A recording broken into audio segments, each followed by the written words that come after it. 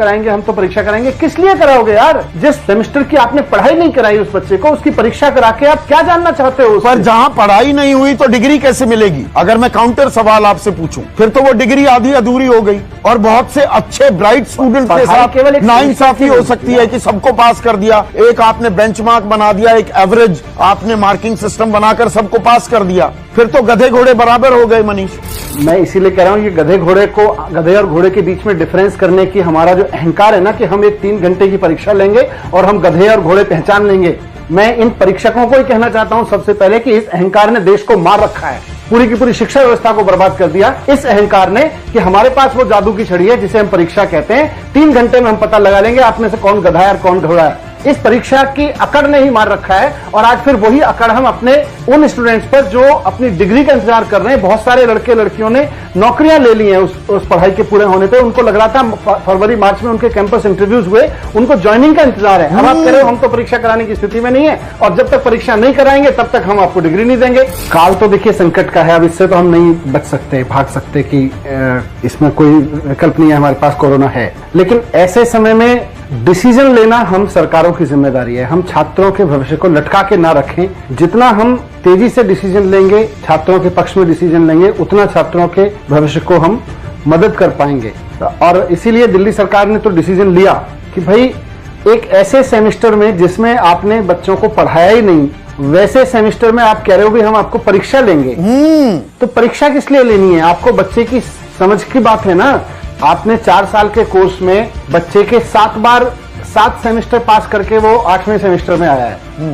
तो 8वें सेमेस्टर में जब आपने उसको पढ़ाया ही नहीं, और आप कह रहे हो हम आपको डिग्री तभी देंगे जब हम आपके 8वें सेमेस्टर की परीक्षा ले लेंगे, नहीं तो हम आपको डिग्री नहीं देंगे। ये तो उसके साथ अन्याय है यार, उसको बंद कीजिए ये अन्याय। इनडिसिसिवनेस जो है वो मार डालेगी उस बच्चे को। करता तो आप लोग है ना मनीष, आप हैं, यूनिवर्सिटी ग्रांट कमीशन है, पिस रहा है बेचारा छात्र, वो तैयारी भी कैसे कर सकता है? आप मुझे बताइए, आप छात्र होते, आप फाइनल सेमेस्टर में होते, आज आप सरकारों को, आज दिल्ली के शिक्षा मंत्री को, यूनिवर्सिटी ग्रांट कमीशन को, शिक्षा मंत्री केंद्र सरकार को आप क्या कहते अगर आप फाइनल सेमेस्टर में होते? मैं बिल्कुल यही कहता, एक छात्र के रूप में भी। और देखिए मेरे घर में भी बच्चे हैं, मैं भी एक पिता हूं। एक पिता के नाते भी मैं चाहता हूं कि इस वक्त जो अनसर्टेनिटी का माहौल है, असमंजस का माहौल है बच्चे के लिए, उसको दूर करिए, डिसाइड करिए, उसके पक्ष में डिसाइड करिए और थोड़ा खुले दिल से डिसाइड करिए। आप ये रूल्स, ये परंपराएं कि साहब हमेशा हम परीक्षा लेके ही पास करते थे, अरे परीक्षा लेके तब पास करते थे सामान्य समय होता था। आज बहुत असामान्य अभूतपूर्व समय में आप जी रहे हैं, वहां कुछ अभूतपूर्व फैसले आपको लेने पड़ेंगे। आपने 7 बार पिछले 4 साल में जिस बच्चे को पास किया,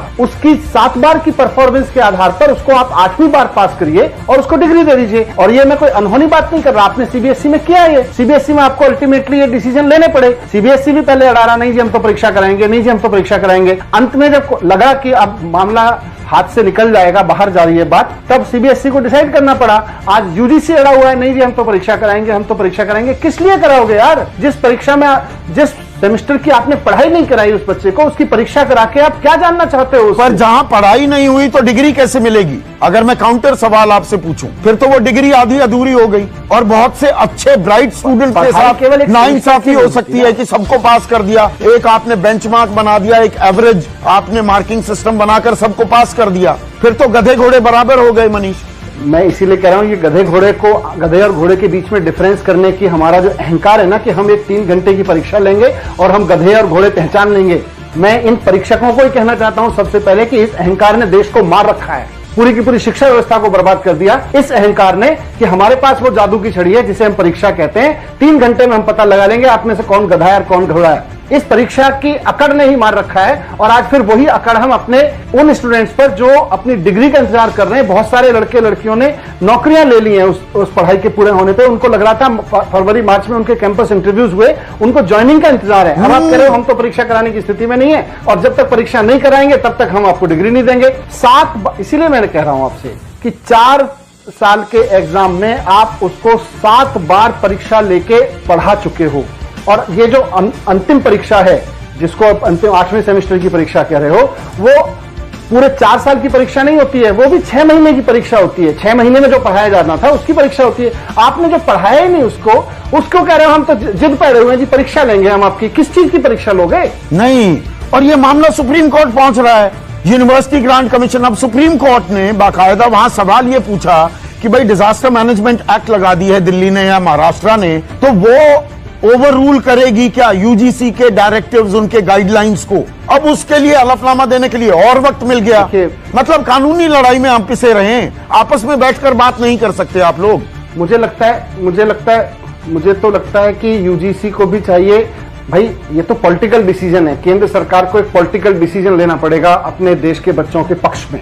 केंद्र सरकार यानी भारतीय जनता पार्टी को अपने देश के बच्चों के पक्ष में डिसीजन लेना पड़ेगा, अपने नौजवानों के पक्ष में डिसीजन लेना पड़ेगा। लाखों स्टूडेंट्स इस डिसीजन का इंतजार कर रहे हैं। जब राज्य सरकारों ने डिसीजन लिया तो केंद्र सरकार अब कह रही है बीजेपी की कि हम नहीं करने देंगे। तो ये बीजेपी को सोचना पड़ेगा कि वो स्टूडेंट के साथ है, उनके भविष्य के साथ है या उनके खिलाफ है। और दिल्ली यूनिवर्सिटी की भी जहां तक बात करें, मैंने अपने ओपनिंग कमेंट्स में कहा कल से ओपन बुक ऑनलाइन एग्जाम्स वहां पर शुरू हो गए। उसमें भी दिल्ली हाई कोर्ट का पहले फैसला आया। अब वहां पर हो भी रहे हैं, पर वो मैं कहूं नहीं भी हो रहे हैं। नेटवर्क इश्यूज, वो कंप्यूटर की प्रॉब्लम्स, आपने अपलोड की आंसर शीट वक्त के बाद हो पाई, समय पर हो नहीं पाई। मतलब ये तमाशा बना हुआ है क्या? बच्चों का बीपी बढ़ाने की प्रक्रिया है क्या? बच्चों को आप असेस कर रहे हो, उनको मार्क्स दे रहे हो, उनको तनाव दे रहे हो।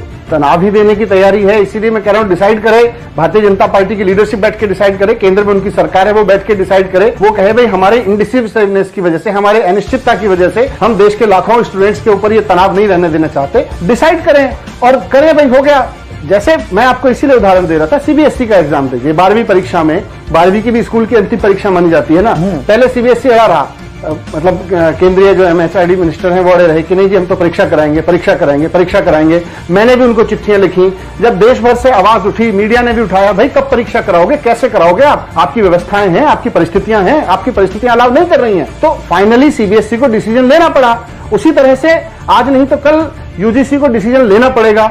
इसलिए मैं कह रहा हूं कि जो यूजीसी जहां है केंद्र सरकार के साथ में, केंद्र सरकार को यह डिसीजन लेना चाहिए कि देश के सारे स्टूडेंट्स के हित में हम ये फैसला ले रहे हैं कि जिस सेमेस्टर में हमने बच्चों को पढ़ाया ही नहीं, उस सेमेस्टर में हम परीक्षाएं नहीं लेंगे। तो आप संकट काल, संक्रमण काल का हवाला दे रहे हैं। और अब मैं यूनिवर्सिटी से बच्चों पर भी आ जाऊं, उस पर एक और कंफ्यूजन अभी चल रहा है कि कब खुलेंगे। मैंने बताया, कोई कह रहा है 15 अगस्त से, कोई 31 अगस्त, कोई 1 सितंबर, कोई 15 सितंबर। मतलब क्या पूरे देश में एक पॉलिसी नहीं हो सकती है? स्कूल कब खुलेंगे और खुलने चाहिए क्या, इस पर चर्चा क्यों नहीं होती? अलग अलग राज्यों के नाम पर डाल दो, फिर कह दो शिक्षा तो राज्य का सब्जेक्ट है, अब वो जो कहेंगे वैसा होगा। ऐसा होता है क्या?